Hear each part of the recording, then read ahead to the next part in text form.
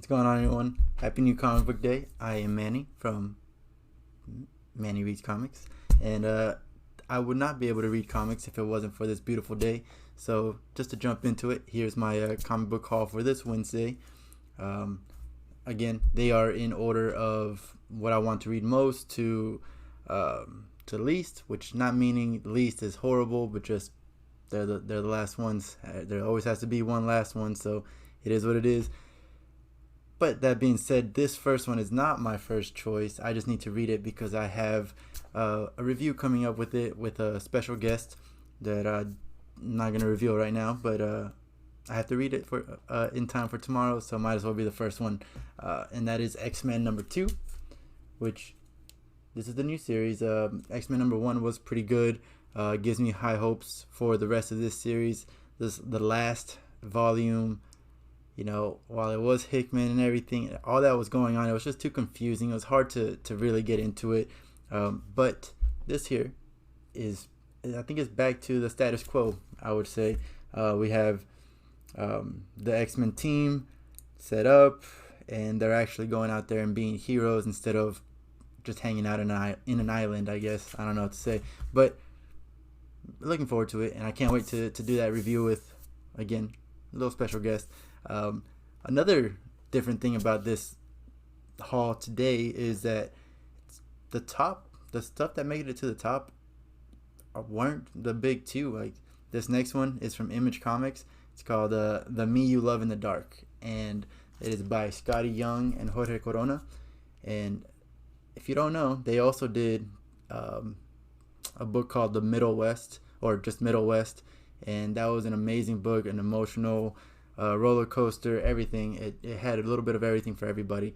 And so now they're teaming up again for this book, and all I saw was the writer and the artist, and I knew I had to pick it up. I didn't even care about the synopsis or anything.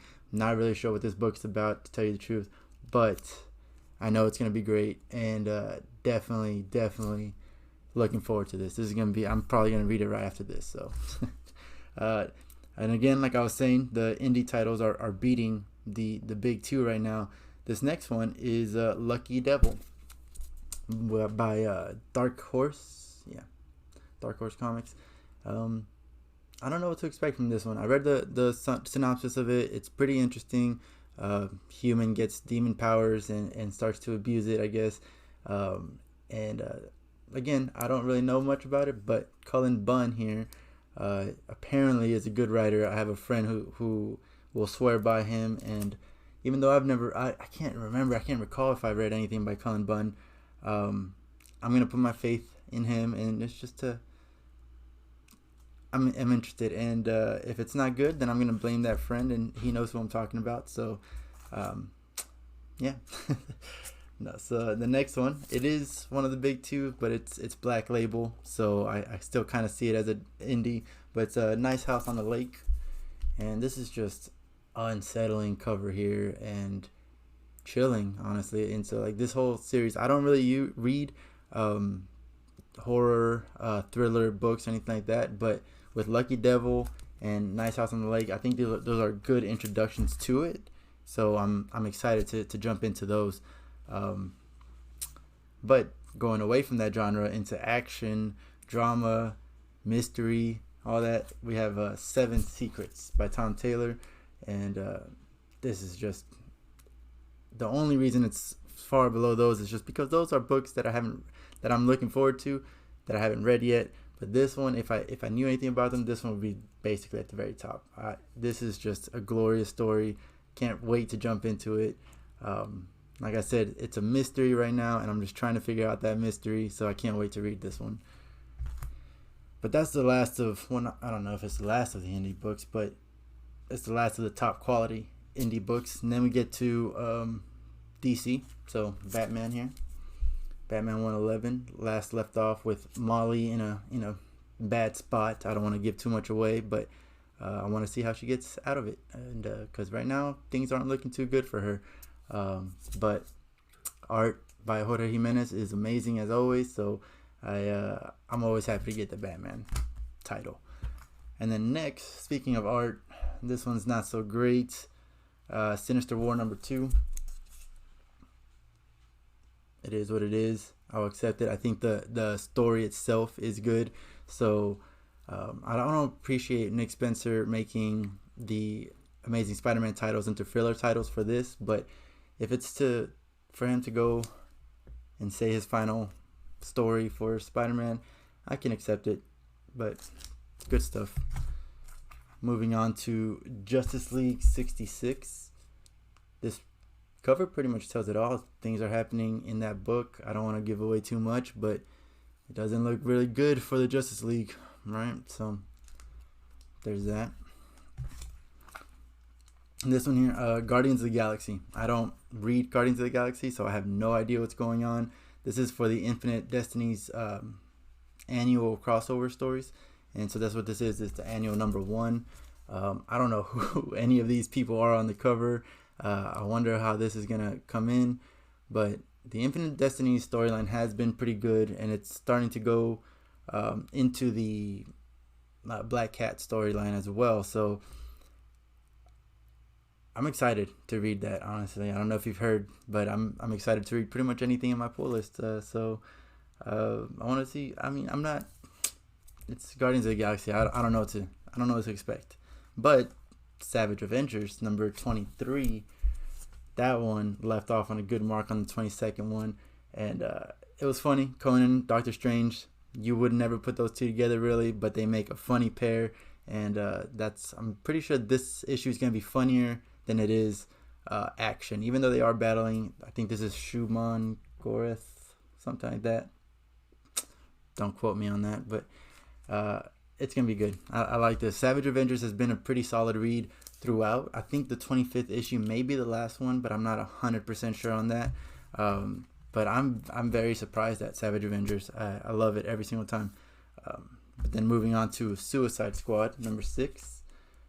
This one has this is Ultraman squashing Bloodsport's head, and if you read the last chapter, then you know why that's happening. But it looks pretty vicious, you know. But yeah, not much to say about that. I mean, it is what it is. Suicide Squad. It's interesting. I'm actually finding Teen Titans Academy a little bit better at the moment, but it is what it is. Justice League Infinity. This is to satisfy the nostalgia part of my brain. I'm loving it. Jorge Corona on the cover here, though. I like his art in like Middle West. I already love it in the Me You Love in the Dark, but I don't think it works very well with these superheroes. Like Batman's looking a little too meaty there. I don't know, but yeah, the storyline itself, can't really say. I know that Amazo is going around doing stuff, but I can't really remember what the rest of the storyline was. So I can't remember why Overman is there and everything. So that's why it's at the bottom-ish. Honestly, I need to move it behind this one. Wind is a better story. And so usually I'm pretty good at analyzing a story and seeing where it's going, what possible routes it can make. The last issue of this one, I did not see that coming whatsoever. So that made it very interesting. Like I said, I think I'm going to put this above Justice League Infinity, but if you haven't been reading it, this is picking up. So issues 6 and 7 were kind of slow, but 8 and 9 or 9, I'm assuming it's going to pick up. 8 is definitely picking up. And this last one, it is at the bottom of the pile because it's the last book of the mini series. It's Silk number 5, and issues 3 and 4 have just tanked, honestly, in the quality. Like the first 2 were great. We saw a great personality on Cindy Moon, but then that same personality is being used across pretty much everybody in this book, and it just doesn't work for everybody. For the villain, who's like a demon who's acting just like Cindy, it makes no sense. Quality is just dropped. I'm glad I got it, but because Cindy Moon, but I don't know. I'm glad it's done. And again, that's why it's at the bottom of the pile. But yeah, that's it. That is my pool for this week. I'm excited to read them. It's going to be a great read for the whole week. I don't even know if I'm going to finish all of them by the end of next week, by the end of Tuesday, I guess. I don't know. But yeah, that's what I got. Let me know what you guys got. I'm excited for it, and let me know if you're excited for any of these, if you're reading any of these. Other than that, thanks for watching. See you guys later.